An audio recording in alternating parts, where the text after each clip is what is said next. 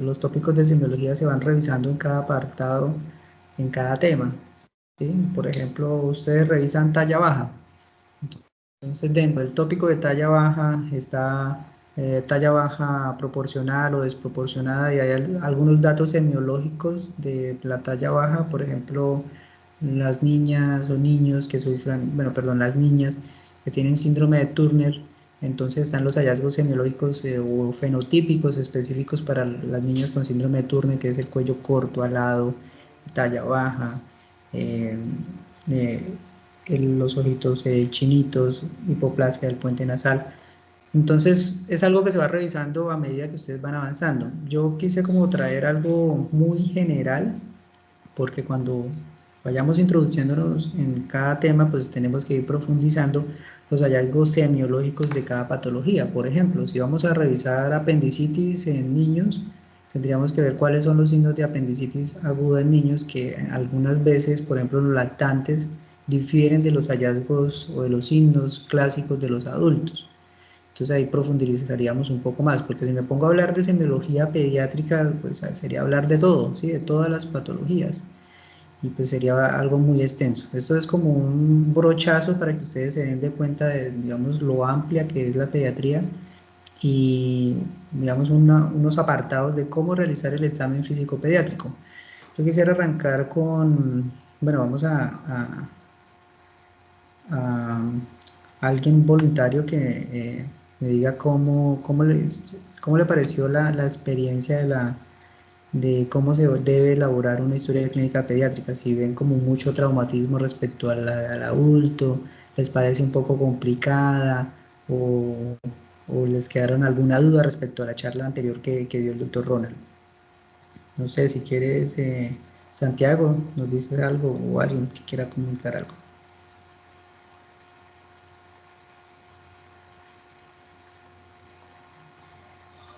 Pues yo en ese caso quisiera opinar que, pues, en teoría, aparentemente es prácticamente lo mismo. Pues hay que hacer la historia Sí. clínica, los mismos datos, pero pues se Bueno, la hace énfasis en historia, datos como los... la historia clínica pediátrica, como los Ronald les tuvo que haber dicho, tiene unos apartados muy puntuales, ¿sí? Que no los tienen en los adultos, o es algo que no se indaga tan allá, ¿sí? Por ejemplo, los antecedentes perinatales para nosotros es supremamente importante para así saber si es un niño con algún tipo de condición a nivel perinatal, que eso implique o impacte a nivel de su neurodesarrollo, ¿sí? O de su condición física como tal. Por ejemplo, un paciente que tuvo, fue fruto de un embarazo antes de tiempo, un parto pretérmino, nació prematuro, estuvo expuesto a un evento, un estrés, un insulto, y eso le desencadenó un estado de hipoxia prolongada, necesitó ventilación mecánica. Ese paciente va a tener una condición de secuela que pues posiblemente va a ser una encefalopatía hipóxico-isquémica o parálisis cerebral, que va a condicionar muchas cosas dentro de su desarrollo, ¿sí? Tanto a nivel neurológico como a nivel físico, ¿sí? Por ejemplo, si tiene una parálisis cerebral infantil, es un niño que, debido a su retraso neurológico, tanto de la parte somatosensorial, va a tener trastorno de la deglución, va a tener trastorno a nivel auditivo, trastorno a nivel visual, va a ser un niño que difícilmente se va a poder alimentar por sus propios medios, ¿sí? Va a requerir una alimentación especial. Entonces son cosas que son muy importantes para nosotros como pediatras, bueno, para mí como pediatra y para los que quieran estudiar pediatría, es algo fundamental para así uno ir leyendo el paciente e ir mirando cuál es la condición o sus posibles condiciones amenazantes de salud, ¿sí? Entonces, el doctor Briceño les tuvo que haber hecho mucho énfasis en los antecedentes perinatales.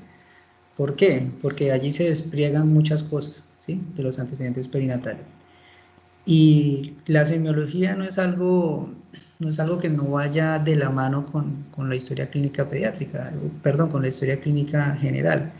Si ustedes recuerdan, el término de semiología es algo que uno va adquiriendo cierta habilidad para identificar ciertos signos y síntomas a través de una anamnesis guiada, después lo complementa a través de un examen físico, pero va a ser la experiencia a través de ver pacientes, la cual le va a dar a usted esa herramienta para consolidar un conocimiento y volverse pues un semiólogo como tal, ¿sí?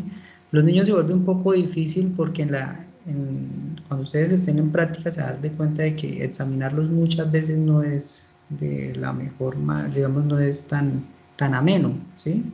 ¿Por qué? Porque los niños se asustan, los niños lloran, las- hay algunos familiares que son aprensivos, llegan agresivos, entonces hay que lidiar con todas esas cosas, ¿sí? Entonces, desde ese punto de vista, lo primero, como para iniciar la charla de hallazgos semiológicos pediátricos, ustedes tienen que tener una base sólida en la elaboración de la historia clínica pediátrica. Por eso fue la charla, primero la charla de la elaboración de la historia clínica. Durante la historia clínica ustedes tienen que tener ciertas particularidades en los grupos etarios, ¿sí? Por ejemplo, un lactante o un recién nacido no se va a examinar de la misma forma o su secuencia de examen físico no va a ser la misma a la que se puede realizar con un adolescente. Eh, por ejemplo, un adolescente llega a la consulta, si hay buena empatía, buena confianza, se puede realizar un examen físico cefalocaudal y con todos los pasos de semiología que es la inspección, la palpación, la percusión y la auscultación de una forma secuencial y gradual a nivel cefalocaudal. En un lactante menor eso no se va a poder llevar a cabo, más no significa que no se vayan a cumplir todos los pasos, ¿sí? Hay que, digamos, saltarnos unos, hacerlo de un orden diferente, ¿sí? Cosa de que sea objetiva la valoración y no se vea sesgada por el llanto del bebé, por la inconformidad, por el miedo, por la aprensión que le genera como tal el examen físico, porque es una persona extraña la que le va a invadir su espacio y lo va a empezar a tocar y lo va a empezar a manipular. Entonces ustedes deben de ser bien conscientes de que deben de elaborar estrategias para tratar de minimizar el miedo y el estrés que les va a generar ustedes como personas extrañas el examinar a un niño. Por ejemplo, un lactante, ustedes para tratar de aminorar un poco ese estrés, ustedes lo pueden examinar en los brazos de la mamá, ¿sí? Pueden no empezar de una forma cefalocaudal como tradicionalmente se enseña en la cátedra de semiología, sino pues entonces dejar de último todas las cosas que pueden generarle estrés al paciente y que son invasivos. Por ejemplo, una cosa invasiva al niño es revisar la garganta y eso pues no lo van a realizar de primerazo, ¿sí? Digamos, es una cosa que uno deja de último para tratar de que no sea tan brusco esa transición del vínculo de la madre al vínculo con el médico. Eso sí, pues espero que Ronald se los haya dicho ayer. ¿Sí hablaron algo de eso?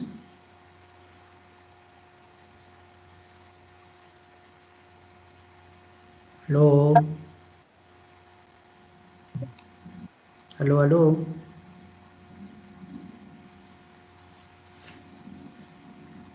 Chicos,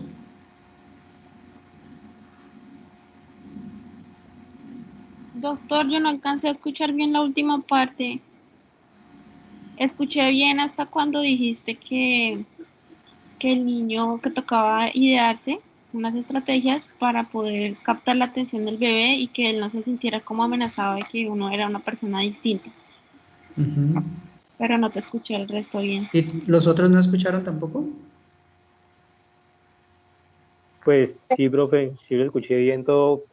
Y pues sí, él mencionó aspectos de esos, los que usted Venga, mencionó, pero pues me no preocupa indagó el más a hecho de que no me profundidad. escuchen de manera secuencial y de manera fluida. O sea, es que esa es como mi preocupación mayor, porque así no vamos a tener una charla amena. Mm, ¿Se está entrecortando mucho? ¿Me están escuchando entrecortado? Yo lo escuché bien. Bueno, y será el problema de conexión, entonces no es mío el problema de conexión, será el problema de conexión de donde están las compañeras o no me Yo voy escucho, a porque es que siento que yo hablo y como que pregunto y se demoran en contestar, entonces eso indica o está lenta la señal, está llegando, o sea, o no me están escuchando. doctor, yo me voy a subir un Pero segundo a la llamada, voy estoy, a reiniciar mi modem. yo estoy escuchando bien, doctor. Es que creo que no me estaban era escuchando a mí, porque yo estaba hablando, pero no me escuchaban. Ok. Ya. Bueno, entonces ya parece como que estamos un poco más fluidos. les estaba diciendo de que hay que idearse ciertas estrategias para uno examinar al bebé, ¿sí? O examinar al paciente pediátrico, dependiendo del grupo etario. Y hay ciertas cosas que van a primar dentro del examen físico y ciertos objetivos de acuerdo al grupo etario que son el fundamento de la consulta, ¿sí? Por ejemplo, la consulta de un recién nacido, ¿sí? El fundamento de la consulta como tal es la detección de alteraciones congénitas que puedan amenazar la vida de ese paciente en los primeros meses de su desarrollo, ¿sí?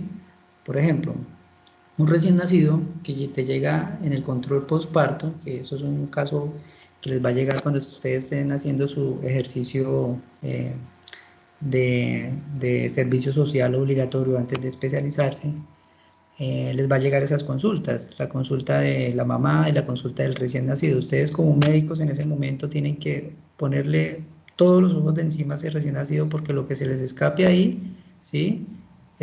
Después cuando llegue el paciente va a llegar con la complicación, ¿sí? Les voy a compartir una experiencia que nos pasó en el rural. Un paciente con fruto de un embarazo no controlado como suele ser, bueno, perdón, no suele ser, pero como muchas veces pasa, ¿sí? No se hacen controles prenatales de forma adecuada que debería ser el deber ser y llegan ya en una fase expulsiva. Entonces, cada uno de nosotros se va a enfrentar a un paciente que nunca fue controlado, nunca se hizo un tamizaje de TORCH, ¿sí? Nunca se hizo una ecografía de detalle, no sabemos cómo venía y de sopetón te llega a ti y en fase expulsiva tienes que atender el trabajo de parto, solucionas la complicación que tuviste con la mamá y después te centras en el niño, ¿sí? Si tú en ese momento no detectas algo mínimo, ¿sí? Por ejemplo en ese entonces una compañera, un hallazgo mínimo que es el pie quino sambo, ¿sí? Si alguno recuerda esa alteración anatómica a nivel de miembros inferiores, muchas veces está asociada a otro tipo de malformaciones, dentro de ellas están las cardiopatías congénitas, ¿sí? Eh, entonces el bebito nació y nos dijo, bueno, que el pie quinosambo, bueno, listo, el bebito estaba bonito, comiendo, todo eso, se fue para la casa, ¿sí? Lo trajeron a control, aparentemente estaba bien en el control y volvió a los 20 días en una falla cardíaca franca, ¿sí? Secundaria pues a una cardiopatía congénita. Y pues es algo que se pudo haber prevenido, ¿sí? Si, digamos, se hubiese auscultado de una manera más acuciosa, si se hubiese hecho un test de oximetría de pulso para tratar de diagnosticar las cardiopatías congénitas cianosantes o aquellas que van a matar al paciente en cuestión de semanas. Entonces, la semiología y la identificación en ese tipo de pacientes, en esos escenarios o en esos grupos etarios tan críticos es fundamental. Entonces, partiendo del recién nacido, ustedes como médicos, inicialmente como van a ser médicos generales, ya después cada uno tomará su rumbo de especializarse, ¿sí? Pero en ese momento la función o el objetivo de la consulta inicial de un recién nacido va a ser la detección de alteraciones congénitas a nivel macro, ¿sí? A nivel macroscópico, por medio de todo lo rico que tiene el examen físico, ¿sí? La auscultación, la percusión, la palpación y la identificación de hallazgos fenotípicos peculiares, ¿sí? Después de eso, ustedes tienen que identificar alteraciones metabólicas, ¿sí? ¿Qué alteración metabólica? Eh, Juan Diego, ¿tú qué crees que le va a preocupar a una mamá primeriza, que adolescente, 18 años, que lleva su consulta a su recién nacido que tiene 10 días de vida? ¿Qué crees que es lo que más le preocupa a ella?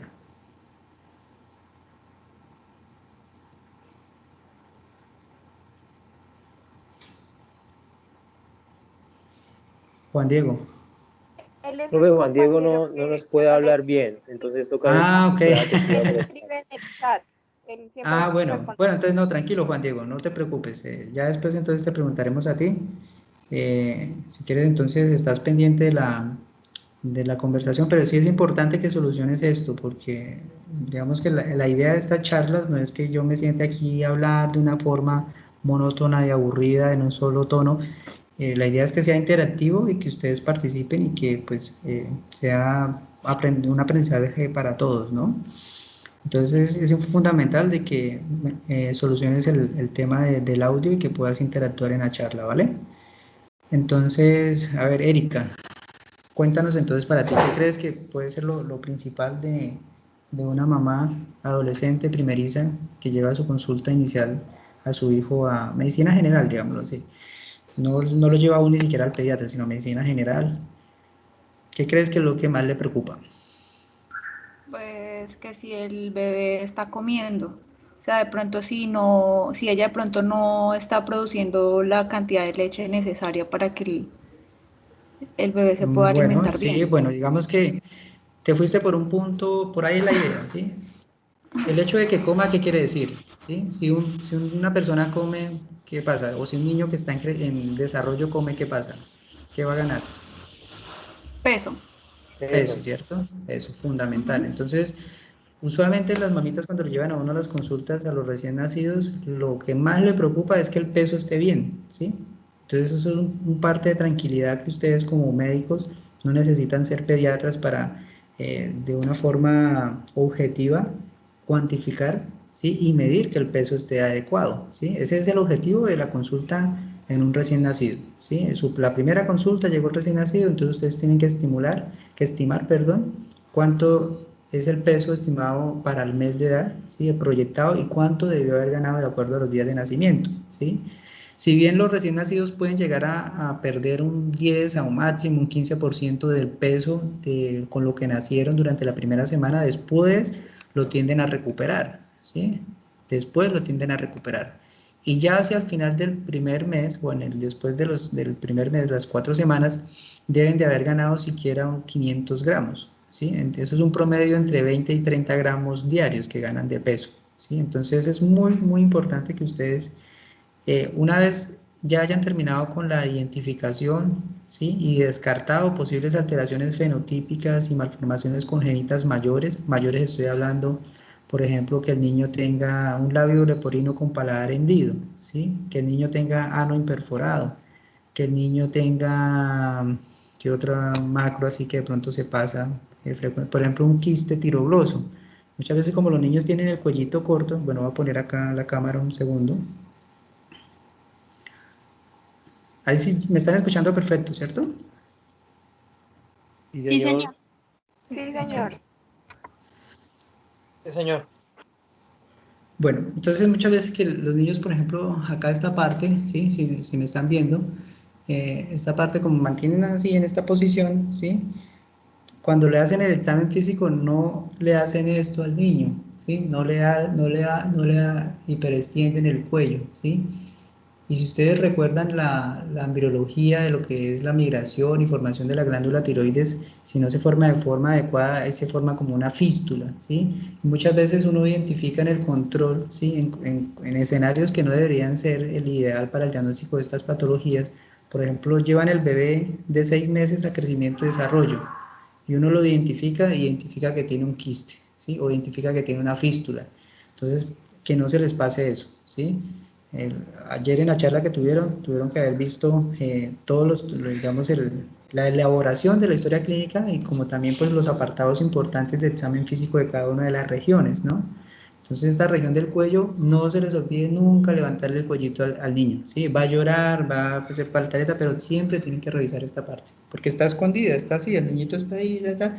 Si ustedes no levantan el cuello y no revisan el cuello, se les va a pasar patologías, ¿listo?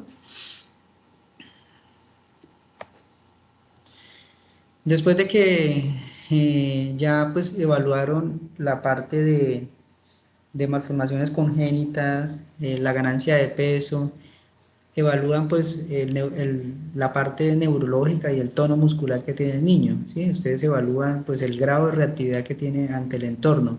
Entonces una postura tónica, el reflejo de moro positivo, el reflejo de presión palmar, el reflejo de caminata. Entonces hay esa serie de reflejos primitivos que se tienden a desaparecer a medida que el niño va creciendo, entonces tienen que evaluarlo en ese punto. ¿Listo?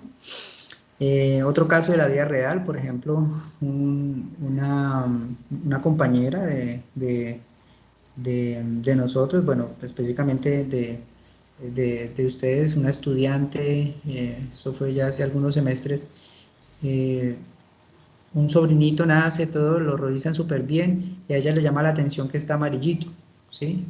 Que está amarillito pero que está distendido con, o sea, el abdomen todo globoso y está comiendo perfecto y todo perfecto, pero que está amarillo y está distendido. Y resulta de que no sé por X o Y motivo no se revisó bien a nivel perianal y tenía un ano imperforado. Entonces, cosas tan macro que yo no sé, o sea, por estar embolatados, por estar haciendo miles de actividades al mismo tiempo, se tienden a pasar. Entonces, otro mensaje para que ustedes apunten y no se les pase cosas en pediatría, es siempre hagan un examen físico o traten de hacer un examen físico que sea ordenado. Ordenado no quiere decir que lo vaya a hacer cefalocaudal. Por ejemplo, si usted es un recién nacido o un lactante, saben que no se va a dejar auscultar de primera vez, bueno, usted dice, bueno, primero voy a ver piel, ¿sí? Después voy a evaluar, no sé, la parte del neurodesarrollo, voy a evaluar la parte de los miembros inferiores, evalúo la parte del tronco, que todo esté bien, y después entonces ahí sí llego a auscultarlo, pero que sea una secuencia lógica y que ustedes no empiecen a hacerlo de forma al azar, porque así es donde se les pasan cosas, ¿vale? Después del recién nacido, el lactante, como lo vemos en la clase de introducción, los lactantes se dividen en lactantes menores y lactantes mayores. ¿El lactante mayor va hasta qué edad, Ana María?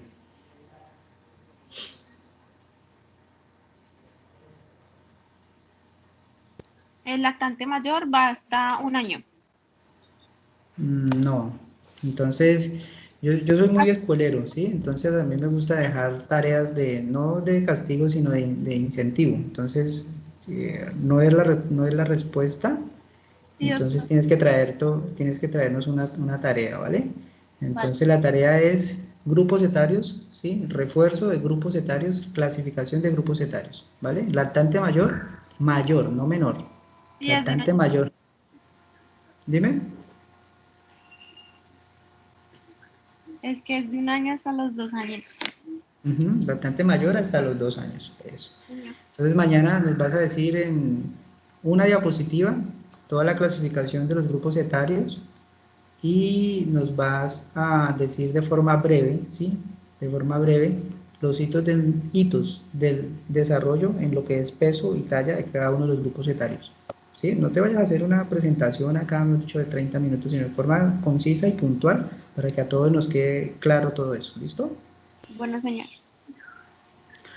Listo, entonces una vez ya superada la etapa de recién nacido, lactantes, los lactantes ustedes tienen que hacer una evaluación a nivel antropométrica, que eso quiere decir que los tienen que pesar y los tienen que medir, ¿sí? El objetivo de esa consulta es la progresión del crecimiento, ¿sí? Entonces allí ustedes detectan otras cosas, por ejemplo pueden detectar soplos inocentes, pueden detectar fimosis, pueden detectar sinequias vulvares, pueden detectar hernias, ¿sí? De acuerdo a lo que detecten en el examen físico lo van derivando, pero el objetivo de esa consulta va a ser la valoración antropométrica, ¿listo? Se supone que ya deben de haber descartado todas las malformaciones congénitas macro, ¿listo?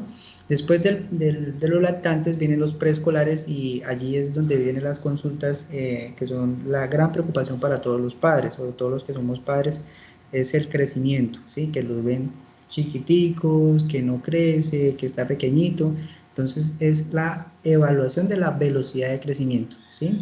Entonces, para uno evaluar la velocidad con la que un niño crece, o sea, no se puede con una sola medida, con un solo punto. Nosotros que tenemos que evaluar mínimo 3 puntos en el año para nosotros así decir si tiene o no tiene una adecuada velocidad de crecimiento.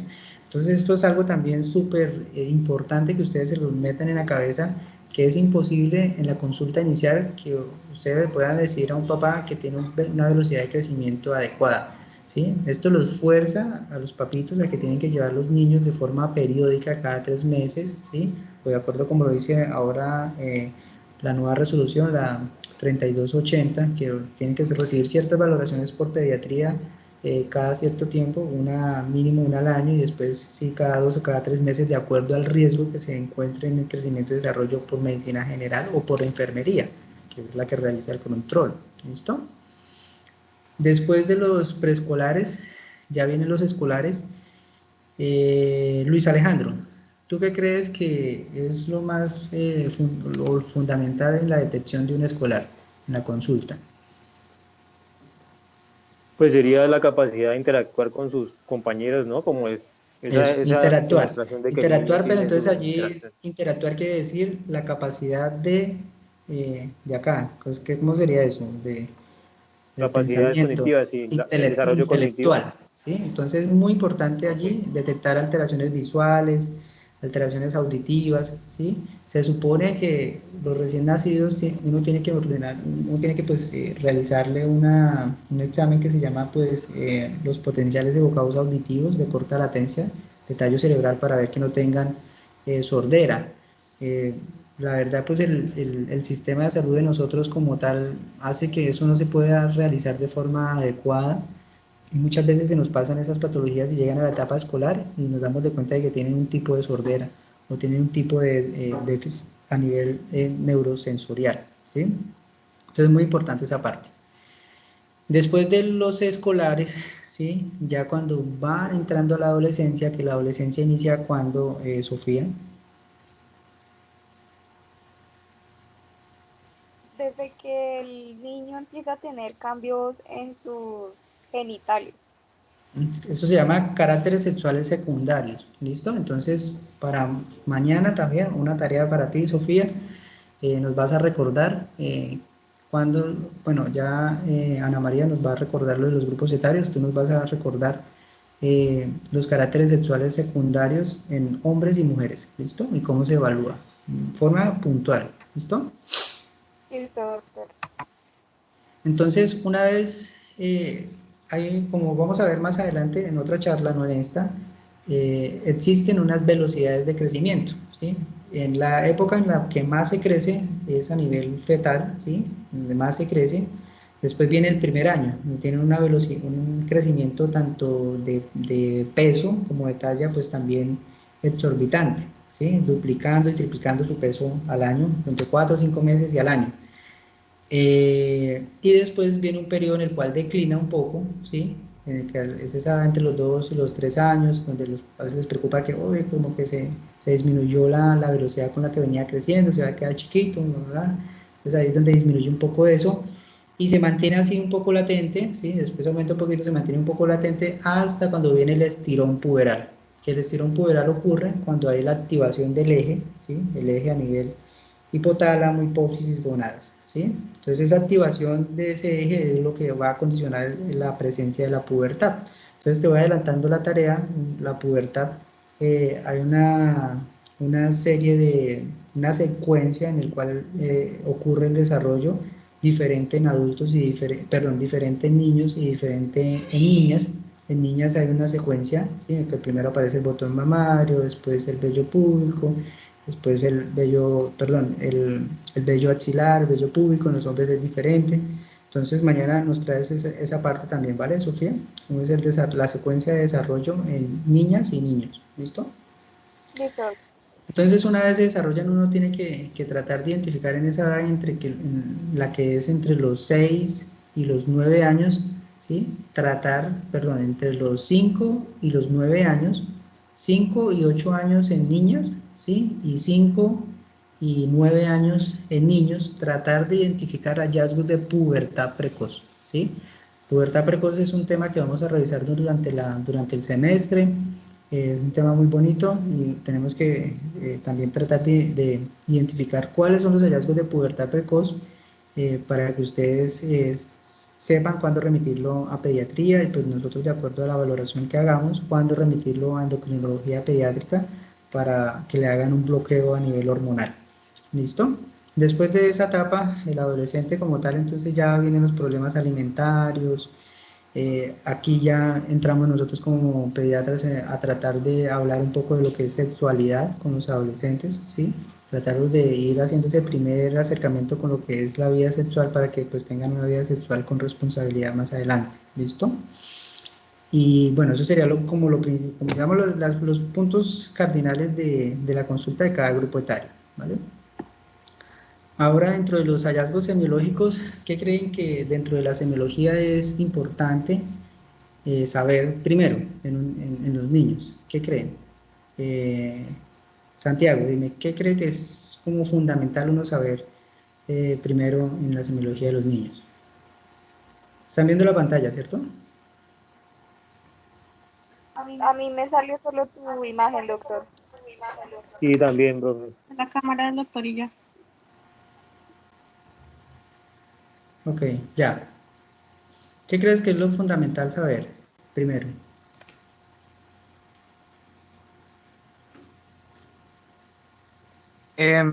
Doctor, tal vez signos vitales, Eso, signos crecimiento, vitales, porque desarrollo.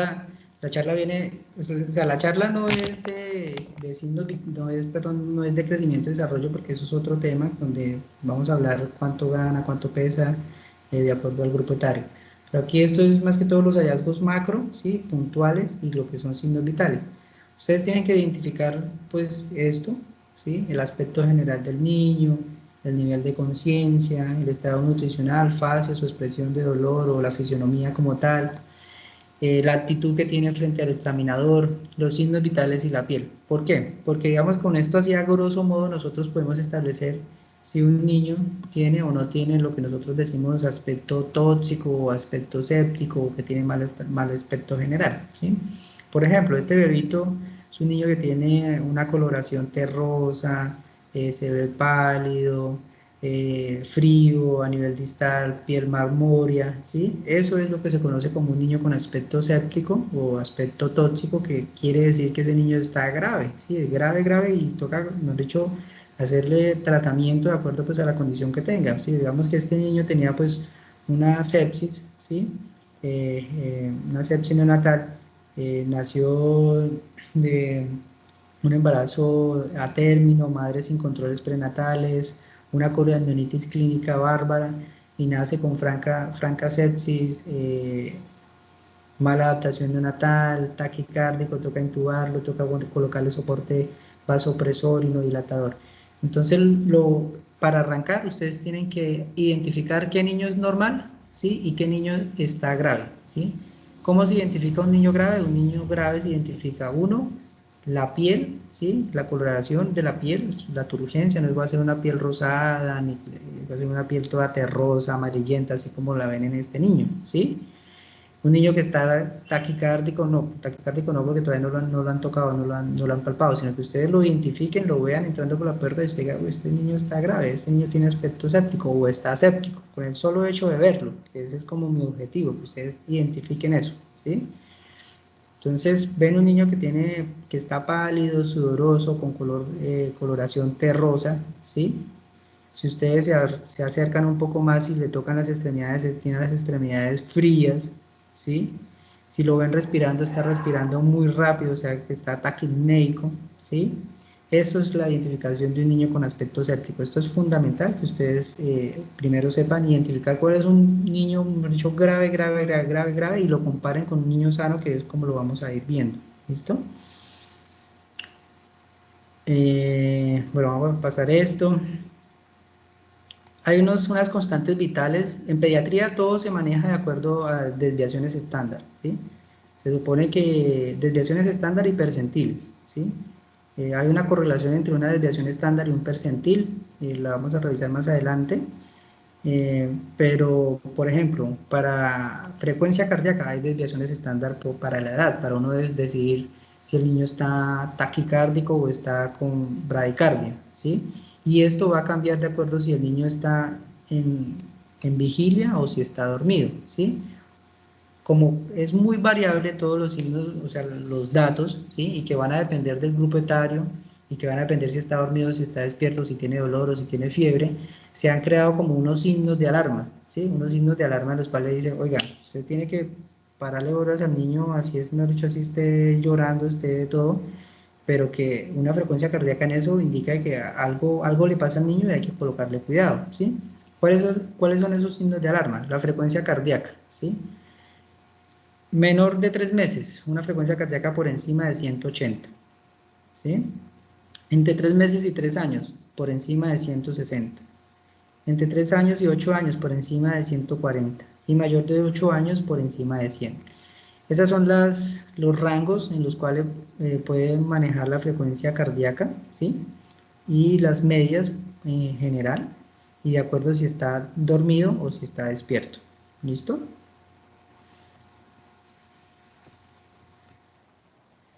La frecuencia respiratoria, ¿cuándo decimos nosotros si hay taquipnea o no hay taquipnea o polipnea? ¿Sí? Entre los 0 y los 2 meses de edad no debe tener más de 60 respiraciones por minuto, porque si no, eso ya se considera como taquipnea. Si es menos de un año, ¿sí? O que tenga, mejor dicho, hasta el año, se considera por encima de 50 para decir que tiene taquipnea. Y estos datos deben de aprendérselos muy puntualmente, porque dentro de las 5 enfermedades prevalentes de la infancia está pues la diarrea y la neumonía.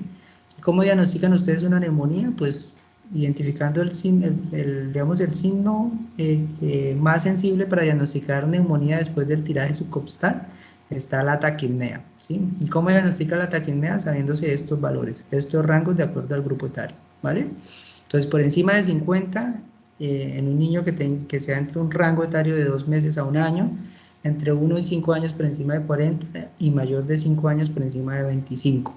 ¿Listo? La fiebre.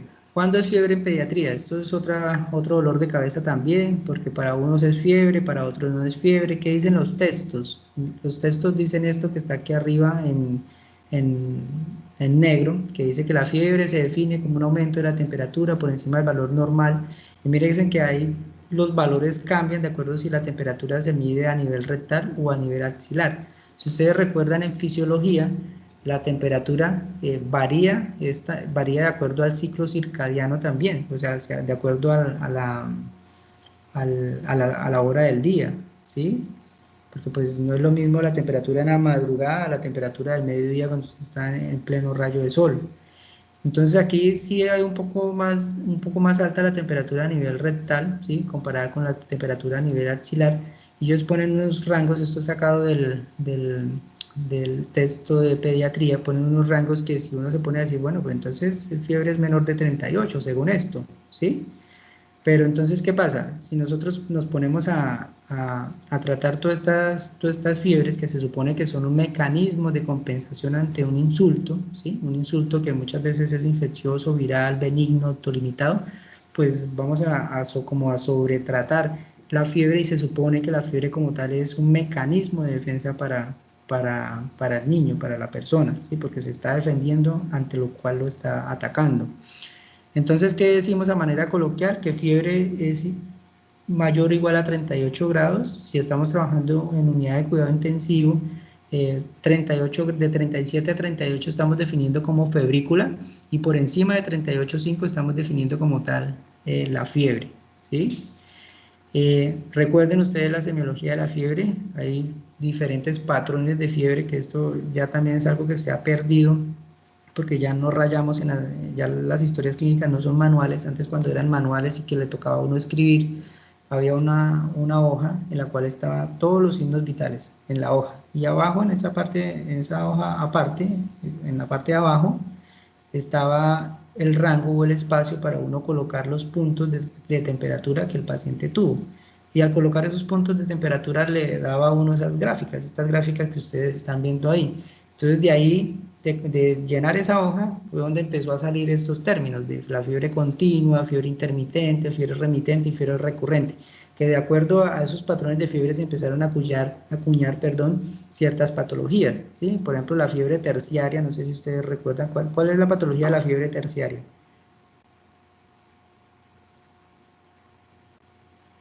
Muchachos. No, ni idea, profe. ¿Qué es el paludismo? ¿Cómo da el paludismo? Por la contaminación, bueno, transmisión por mosquitos, ¿no? Por mosquitos. Sí, Si no pero se estoy mal. acuerda que el paludismo son 2, 3 días de fiebre, se pasa la fiebre, después vuelve la fiebre, ¿sí? Tiene un patrón de fiebre Sí, algo. muy peculiar. Entonces tienen que repasar Sí, esto, muchachos, sí. ¿vale? Todos. Entonces todos van a repasar los tipos, los patrones de fiebre, porque de acuerdo al patrón de fiebre eh, uno puede intuir ciertas cosas, ¿sí? Por ejemplo, los pacientes que tienen trombosis del seno venoso o una mastoiditis con complicación, ¿sí? Complicada, por ejemplo, que tengan trombosis a nivel del seno sigmoideo, eso hacen fiebre en aguja o fiebre así en picos, ¿sí? Pero esta fiebre aquí, la fiebre tipo 2, ¿sí? Fiebre intermitente, que es la fiebre de las vallas, ¿sí? Que si ustedes ven esto es como si fuera como unas vallitas, ¿no? Como unos picos, ¿sí ven? Acá. Entonces fiebre en picos. Entonces repasen cada uno de los tipos de fiebre porque de acuerdo al tipo de fiebre se va acuñando digamos, ciertas patologías infecciosas y que son relevantes, algunas desde el punto de vista pediátrico, ¿vale? Listo, bro. Ahora, la presión arterial. La presión arterial se supone que hipotensión en pediatría es por debajo del percentil 10, ¿sí? Hipertensión es por encima del percentil 90+5, 99. Hay unos estadios, una clasificación que lo vamos a ver cuando estemos en nefrología. Debe haber un punto medio que es el percentil 50, en el cual están todas las agrupados como el rango de normalidades, que son estos rangos, ¿sí? Pero más que esto, rangos normales, a mí me interesa que ustedes identifiquen cuándo es lo anormal, ¿sí? O sea, que se graben en la memoria cuándo es lo anormal, no cuándo es lo normal, ¿sí? Entonces, ustedes ya sabiendo cuándo es lo anormal, que es como más fácil, pues ya van a saber que el resto es normalito. Entonces, ¿cuándo es lo anormal? Por ejemplo, esta gráfica es sacada del PALS, del libro de soporte avanzado de reanimación pediátrica.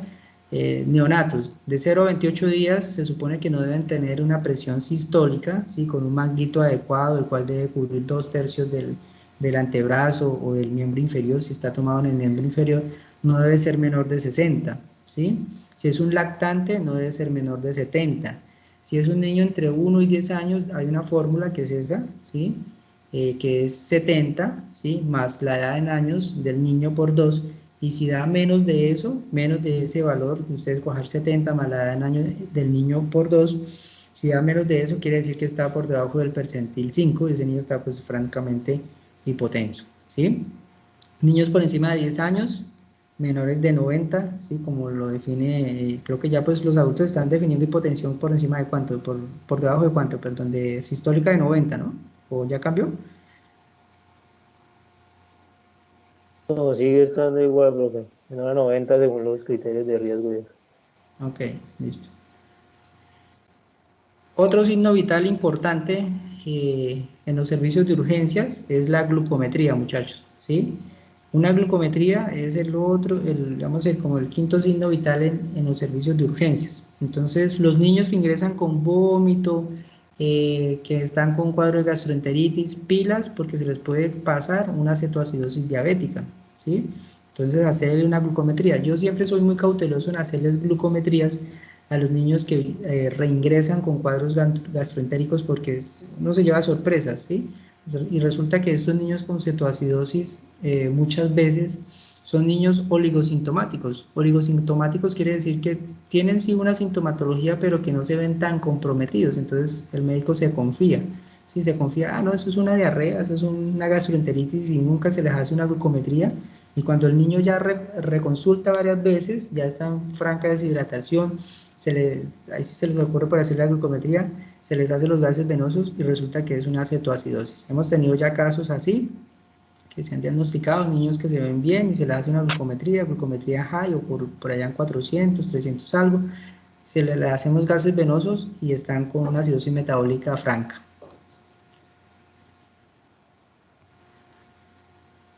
Como nosotros nos basamos en el peso para tratar de hacer un abordaje terapéutico con base en fármacos, ¿sí? En medicamentos, nosotros tenemos que saber el peso. Pero si le llega a usted el paciente convulsionando, está en la crisis, usted no va a bajar el paciente de la camilla y lo va a subir el peso para pesarlo, ¿sí? Ustedes tienen que hacer un aproximado cuánto puede estar pesando ese paciente que les está llegando ahí en un escenario crítico de urgencias, o peor aún, que le llegó en paro, ¿sí? Entonces ustedes, no, le llegó en paro un niño de 1 año, ¿sí? En paro cardíaco y ustedes, bueno, y, bueno, Mari, ¿cuánto le pongo de adrenalina? ¿Cuánto sí? Entonces hay unas fórmulas establecidas, ¿sí? Digamos que estas que están acá son las que yo manejo, pero hay otras, ¿sí?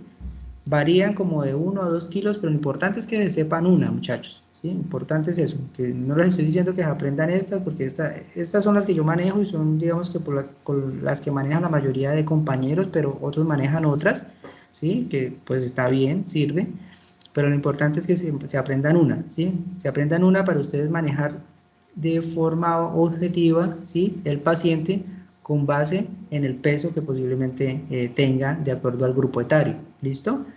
Entonces ahí están las fórmulas: entre 3 meses y 1 año, edad meses más 9 dividido en 2, entre 2 y 6 años, edad en años por 2 más 8.5, y entre 7 y 15 años, edad en años por 3 más 3, ¿listo?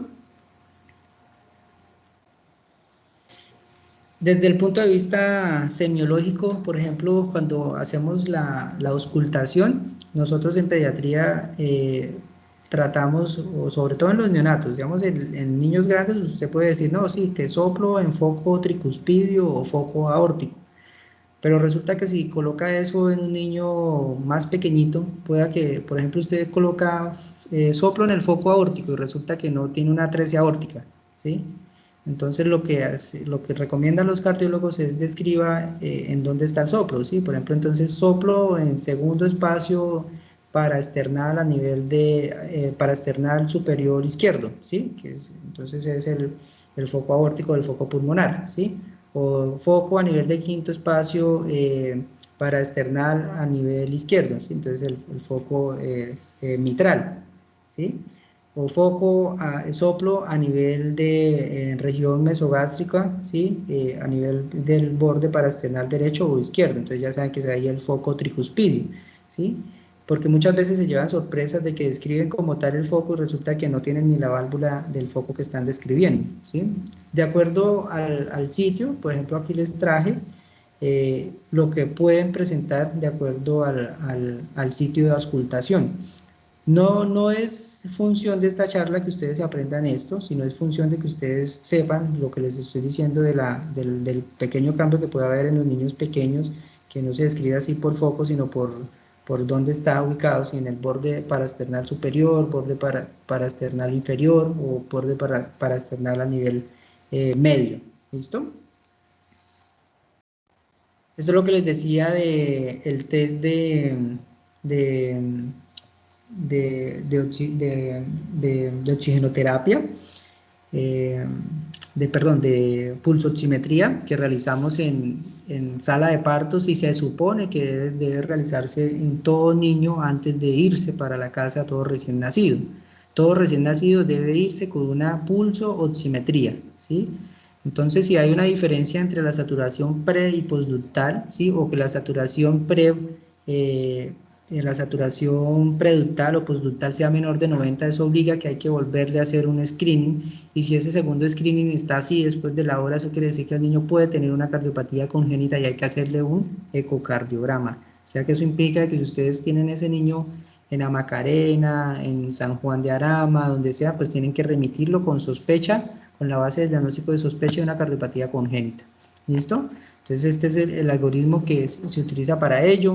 Entonces dice que tomar todo recién nacido antes de las 24 horas, ¿sí? Tomar oximetría de pulso en la mano derecha y en el pie, ¿sí? Mano derecha preductal, ¿sí? El resto de las extremidades es postductal, ¿listo? Mano derecha preductal, el resto de las extremidades postductal.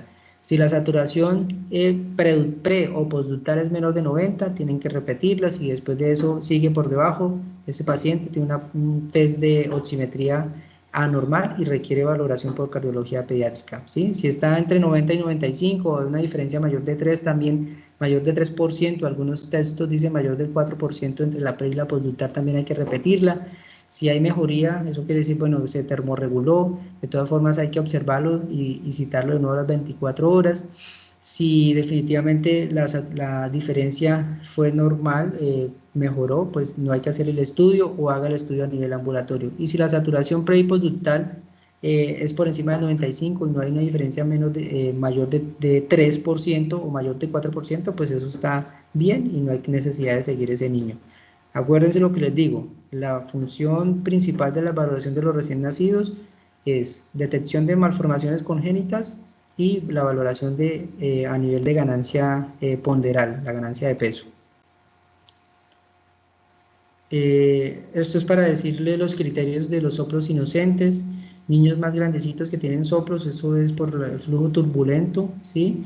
A veces por el mismo ciclo cardíaco, una fase de llenada rápida, digamos una disminución a nivel de la apertura o cierre a nivel valvular, hace que se escuchen en ciertos niños soplos, es menester estudiarlos, pero deben de tener pues estos criterios que son los criterios de soplo inocente, ¿listo?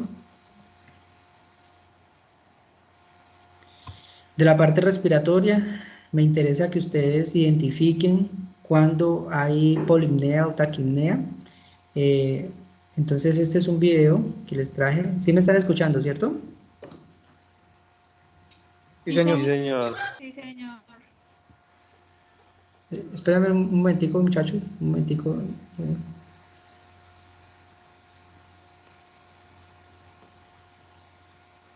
Porque es que tengo turno esta noche, pues, no me he dado cuenta que ya son las 7.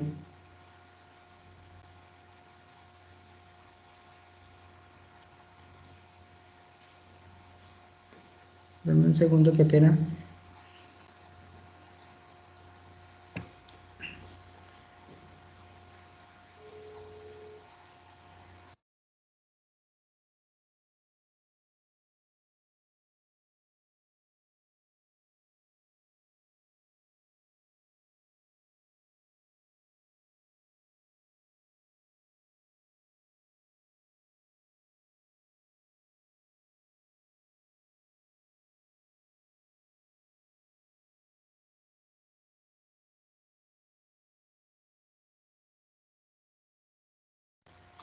Listo, muchachos, entonces seguimos acá. Entonces el objetivo de este video es que ustedes identifiquen los signos de dificultad respiratoria. ¿Hablaron algo de eso en la charla anterior? No, profe, la verdad no. No, No, no, bueno, señor. entonces con base en saber si el niño tiene polipnea o no está polipnéico, de acuerdo a los valores que ya hablamos, ¿sí? Que ya para mañana se los tienen que saber todos, ¿sí? Hay unos signos que dicen que el niño tiene dificultad para respirar. Y hay un término que está también establecido que es tener dificultad respiratoria o tener insuficiencia respiratoria, ¿sí?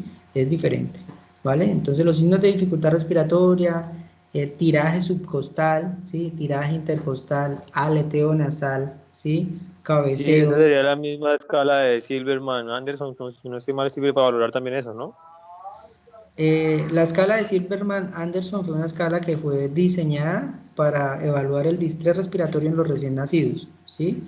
Entonces el grado de distrés respiratorio que tienen los recién nacidos con ya sea taquipnea o enfermedad de membrana hialina, ¿sí?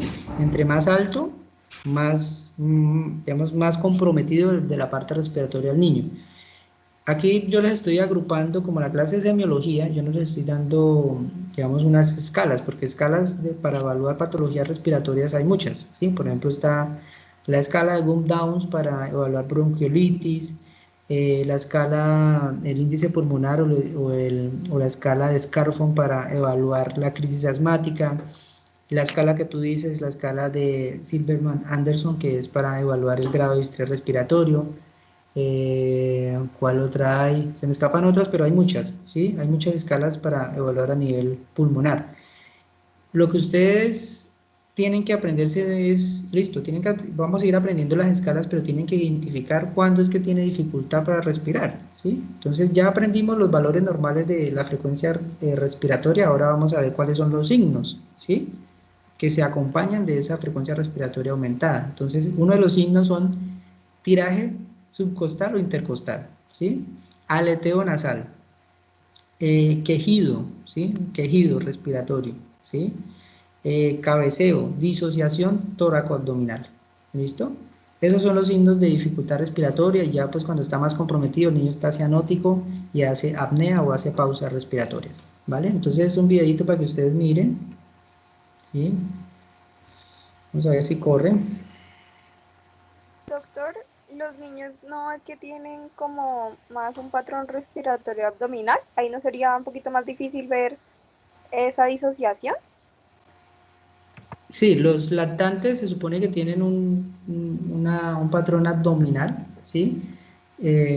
Digamos que la disociación tóraco-abdominal, pero se puede ver, ¿sí? Por ejemplo, los recién nacidos, si bien sí tienen una respiración abdominal fuerte, ¿sí? Digamos predominante, ellos tienen que tener una elevación torácica que sea congruente con la elevación a nivel de la parte abdominal. La disociación tóraco-abdominal quiere decir que no hay esa congruencia. Ustedes ven que se levanta la barriguita y el tórax antes de subirse un poquito, lo que hace es bajarse más y se notan más los tirajes, ¿sí?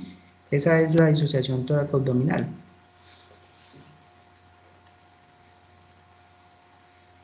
¿Te queda claro esa parte? Sí, doctor, ya me quedó claro. Ok. Entonces este es un video para ver el tiraje. Entonces miren, este es un tiraje, ¿sí? Ese es un tiraje franco, ¿sí? Entonces miren que, sí, bueno, si bien tiene una respiración abdominal, esa marcación no debe ocurrirse. ¿Están viendo? Sí, señor. Sí, sí, señor, sí se ve. Ok. Entonces volvemos y lo repetimos, ¿sí? Miren cómo se hunden las costillitas. Ese es el tiraje subcostal, mira, típico, marcado, ¿sí?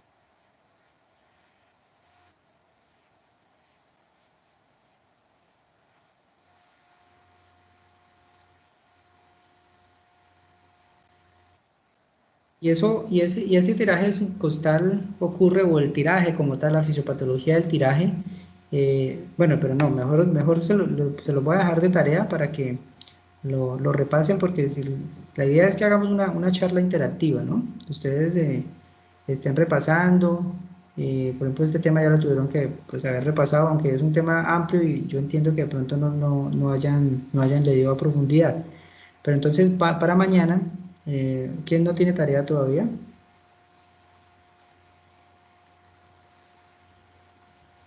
Yo, doctor. ¿Quién? ¿Erika? Erika, Ok, sí, señor. listo. Entonces, Erika, para mañana nos dices la fisiopatología del tiraje. ¿Por qué ocurre el tiraje subcostal o el tiraje? ¿Sí? Que allí está el subcostal, intercostal. ¿Listo? Entonces nos tienes que hablar qué ocurre, cuál es la dinámica respiratoria, cuáles son los cambios de presión que ocurren en inspiración, expiración y cuáles son las patologías que aumentan la presión transpulmonar o disminuyen la compliance, ¿vale? O la distensibilidad. ¿Listo? Sí, señor. Ok, listo. Entonces ya después de los tirajes, vienen los tirajes intercostales, viene el aleteo nasal, que no tengo un video de aleteo nasal, pero pues ustedes, pues, no sé si habrán visto algún niño con aleteo nasal en recién nacidos, ¿sí? Que básicamente es un movimiento oscilatorio aquí a nivel de las alas nasales.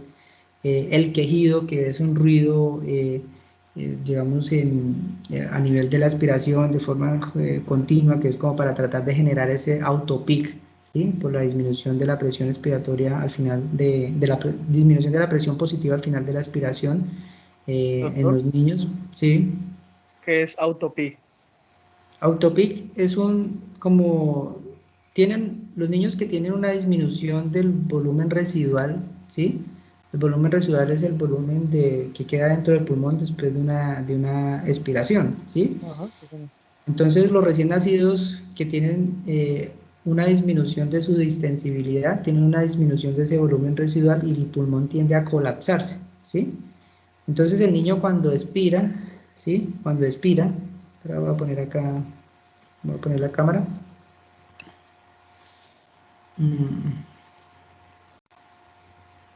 Ya, me están viendo, ¿cierto? Entonces el niño toma aire, expira, ¿sí? No tiene una distensibilidad adecuada a nivel pulmonar, no puede expandir el tórax, entonces solamente puede hacer un movimiento así y el pulmón inmediatamente se le colapsa, entonces él tiende como a detener ese colapso a nivel pulmonar, entonces genera un auto-PIP o auto-PEP, ¿sí? Que es presión positiva al final de la expiración. Eso hace que el niño haga para tratar de disminuir o tratar de acortar ese colapso, o tratar de impedir el colapso a nivel alveolar, ¿sí? Y tratar de permanecer o tratar de mantener una presión positiva o un volumen de aire dentro del pulmón al final de la expiración, ¿sí? Eso es lo que se conoce como autopip o auto-PEP, que es muy común en los pacientes que tienen una enfermedad de membrana hialina, ¿sí? O una patología en la cual haya compromiso a nivel alveolar. ¿Listo? Listo, doctor, sí, señor. ¿Queda claro esa parte a todos? Sí, sí, señor. Sí, señor. Listo. Sí, señor. Ok. Listo, muchachos. Entonces, los hallazgos semiológicos son a nivel auscultatorio son los mismos que los adultos. Tenemos sibilancias, tenemos el murmullo vesicular, tenemos los roncus, tenemos los estertores. Digamos que eso sí no cambia, ¿sí? No cambia. Lo que sí puede cambiar un poco es de pronto si, por ejemplo, tienen congestión nasal. Hay transmisión de ruidos. Entonces, antes de que ustedes ausculten el niño o cuando lo vayan a auscultar, verifiquen que no tengan a nivel congestión nasal, ¿sí? Que no tengan moco, que no tengan esto. Y si lo tienen, lávenle, despejen bien la naricita, porque, por ejemplo, un error común que cometen los muchachos, ¿sí? Y eso pues yo también lo cometía al inicio del ejercicio profesional, es que listo, lo auscultamos y uy, no está tapado, lleno de sibilancia, y resulta que tiene es esto acá lleno de moco, ¿sí? Y hace una transmisión de ruidos a nivel de la caja torácica y eso no son sibilancias, sino es mero moquero ahí en la nariz. Entonces, higiene nasal antes de la auscultación, ¿listo?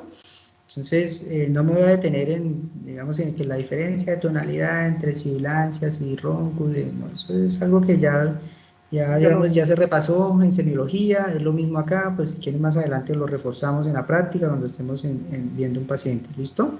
Los estertores o crépitos, lo mismo, ¿sí? Para neumonía indica que hay compromiso a nivel alveolar, hay líquido allí, ¿sí? Un proceso inflamatorio, ¿vale? A nivel de los soplos, cuando veamos lo de la parte de cardiopatías congénitas o estemos viendo la módulo de neonatología, hay algunas características de ciertos soplos, entonces vamos a profundizar, por ejemplo, el soplo de maquinaria, el soplo continuo del ductus arterioso persistente o el soplo de la CIV, ¿sí? Pero de momento, como la función de esta charla es como el abrebocas a todo lo que vamos a ver, entonces que ustedes sepan que, bueno, puede cambiar los nombres de los puntos auscultatorios en los niños, ¿sí? Porque muchas veces uno nombra el foco y resulta que no tiene el nombre del foco, ¿no? Por ejemplo, el foco aórtico, resulta que no tiene válvula aórtica, ¿vale? Bueno, a nivel abdominal, eso es una memotecnia que deben de grabarse, que es el vaso no camina y el hígado no va a la escuela, ¿sí? Entonces eso quiere decir que ustedes el vaso no lo deben de palpar más allá del año de edad, y si lo palpan están ante una esplenomegalia franca, ¿sí?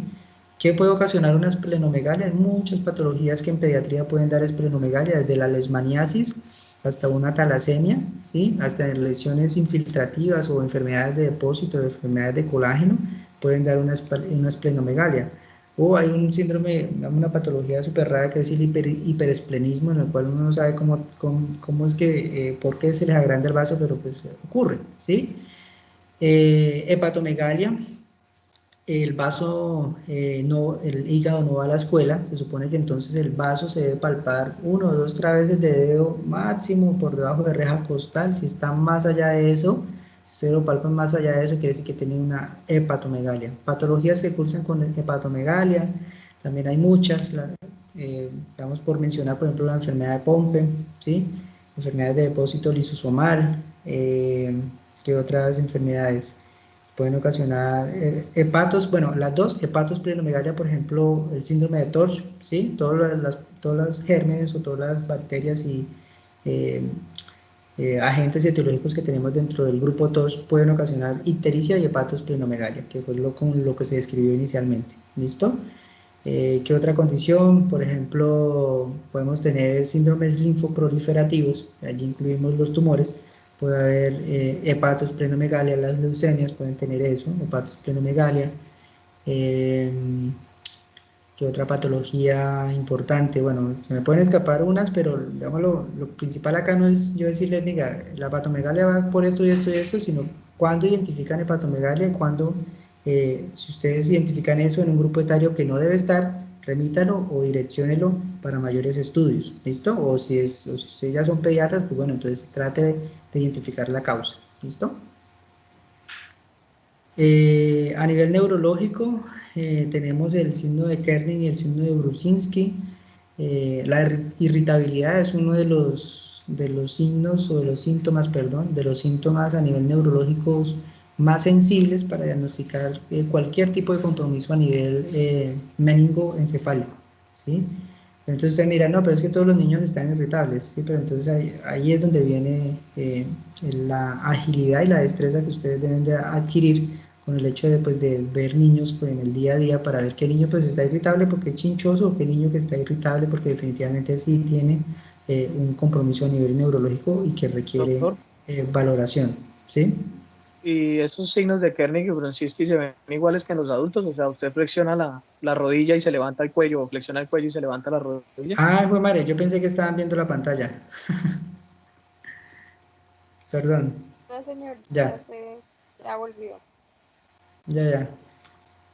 O sea que no vieron la anterior. La de la No, señor. No, esplenomegalia. profe, ¿Esta no la ninguno. vieron? ¿Esta no la vieron? Señor, Ah, bueno, entonces Tampoco. Videos, esto era lo que les decía, que el video sí, ¿cierto? El video sí lo vieron. sí, señor. Sí, sí, señor, señor. video sí. Sí, el Bueno, video sí. entonces esto era lo que les decía, el vaso no camina y el hígado no va a la escuela, ¿listo? Que les decía, entonces mira, aquí por ejemplo tenemos un caso, un paciente con una hepatosplenomegalia franca, ¿sí?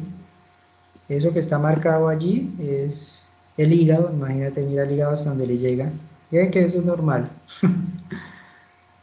y mira el vaso hasta donde le llega, ¿sí?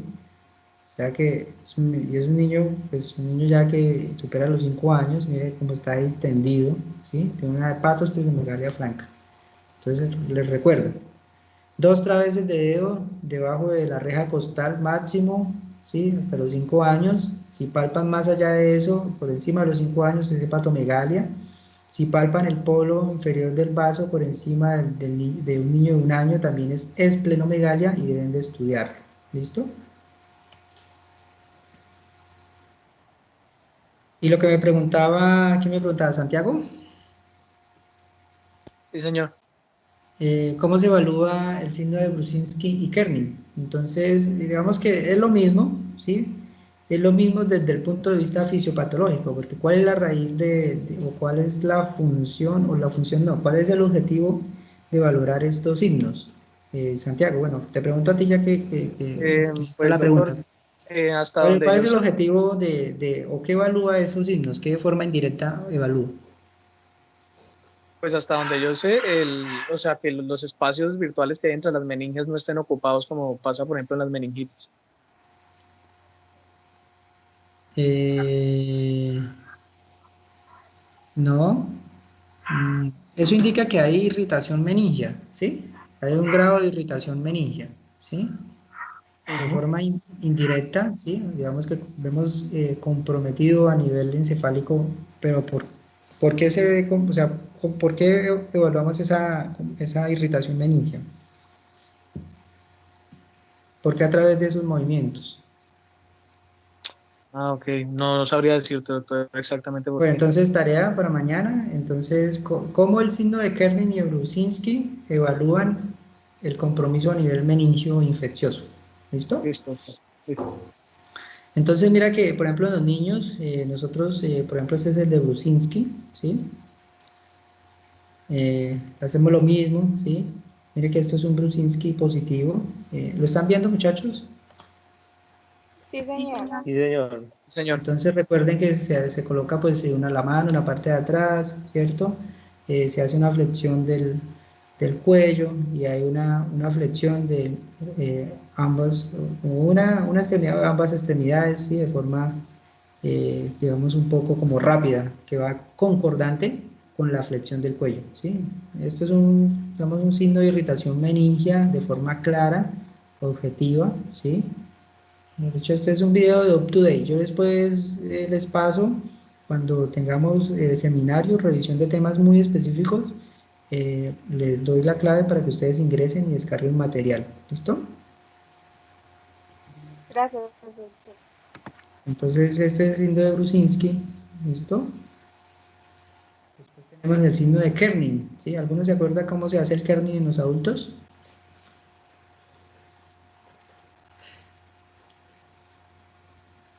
Pues doctor, hasta donde yo sé, esto es tomar la planta del pie y la rodilla y flexionar la No, rodilla, o sea, el levantar. Kerning. El Kerning. O sea, si se hace una flexión, ¿sí? De 90 grados, tan, ¿qué más? Eh, que yo recuerde solo es la flexión mientras se agarra firmemente la planta del pie, ¿Y qué esperamos? ¿Qué respuesta hay? ¿Cuál que es se el flexione positivo? el cuello, que se flexione el cuello. Ok, ¿se flexiona el cuello o se flexiona, qué? La otra extremidad, ¿cierto? Sí, señor. Entonces acá en este, por ejemplo, nosotros en pediatría, por ejemplo, como van a ver en este video, se flexiona, hay imposibilidad para hacer como una hiperextensión más de 135 grados a nivel de la rodilla ipsilateral y hay una flexión o dolor, ¿sí? De esa misma rodilla o de la rodilla contralateral. ¿Listo? Entonces, mire, ¿eh? ¿Sí? Otra vez él lo hace, mira que tiene la pelita extendida, hace la flexión y hay dolor ahí, dolor, ¿sí? Y flexiona automáticamente la otra. ¿Sí vieron? Sí, señor. Sí, sí, Sí, señor. señor. Ok, entonces es signo de Kerning pediátrico, entonces mañana lo reforzamos con por qué eso evalúa la parte neurológica y lo comparamos con el Kerning y el Brusinski de adultos. ¿Listo? Eh, bueno, muchachos, como esto es un abrebocas a todo lo que vamos a ver en el semestre, pues la idea no es cansarlos ni extenuarlos yo diciéndoles la semiología de cada cosita de todo lo que vamos a ver, sino tratar de invitarlos a que hay muchas cosas que tenemos que ir identificando en la parte clínica y pues vamos a ir poco a poco, ¿vale? Entonces, como a manera general, lo que ustedes van a encontrar es esto, ¿sí? Eh, Recuerden las estrategias para examinar el niño, ¿sí? Los puntos importantes a evaluar en cada uno de los grupos etarios de la consulta, los signos vitales, muchachos, que eso se los voy a preguntar, ¿vale? Fundamental, ¿listo? Entonces mañana nos vemos con las tareas, nos vemos a las 7 de la noche, por acá por este medio y hacemos las tareas y terminamos este tema. ¿Alguna pregunta, alguna duda? No, no, señor, de momento todo bien. Bueno, todo claro, como el río Bogotá. Sí, señor. Mentiras. Yo creo que ya iremos aprendiendo el resto de las cosas conforme vamos viendo los temas, porque sí es bastante amplio, pues, el tema. Sí, sí, sí. La idea era esa, que estimularlos a ustedes, que se dieran de cuenta pues, que es mucho, que hay que aprender. Y pues bueno. Entonces no nos da el tiempo para que revisemos el artículo, entonces mañana también revisamos el artículo. ¿Quién lo va a dar? Yo, doctor Sofía, yo soy la que lo preparó. Ok, listo, Sofía. Se me había olvidado decirles máximo 20 diapositivas. ¿Listo? Eso quiere decir que máximo media hora en la revisión del artículo. Sí, sí, está súper. Listo. Bueno, entonces preguntas, dudas, ¿cómo vamos con lo de la ARL? Mañana hay una reunión a las 6 de la mañana que programó el doctor Ojeda hoy de urgencia para comentarnos muchas cosas, no nos dijo nada, entonces pues mañana después de la reunión yo te escribo y te comento qué fue lo que pasó. Supongo que van a hablar algo de las prácticas porque no han dado ninguna razón. Ok. Y bueno, esperemos que sea una noticia favorable porque yo les hago, ¿están grabando esta clase? Sí, señor, pero si quieres apago ya la grabación.